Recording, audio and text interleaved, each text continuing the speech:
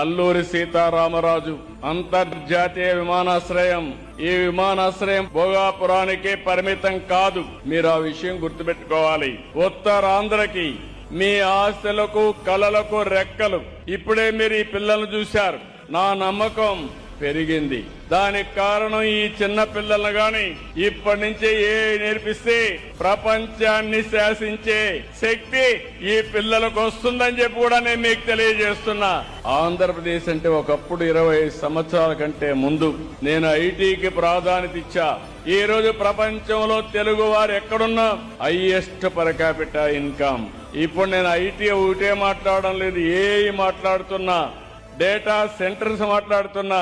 నాకు ఎంత ఆనందంగా ఉందంటే ఇప్పుడే వాళ్ళు మాట్లాడినప్పుడు డేటా సెంటర్ గురించి, క్వాంటం గురించి నాకు కూడా తెలియని విషయాలు వీళ్ళు మాట్లాడే పరిస్థితికి వచ్చారు. క్వాంటం ప్రారంభించిన నాకు మామూలు కంప్యూటర్ కంటే 1000 రెట్లు స్పీడ్ లో పనిచేస్తుందని ఆ అబ్బాయి చెప్పినప్పుడు నా మనసు పులకించిందని చెప్పి కూడా నేను మరొక్కసారి తెలియజేస్తున్నా.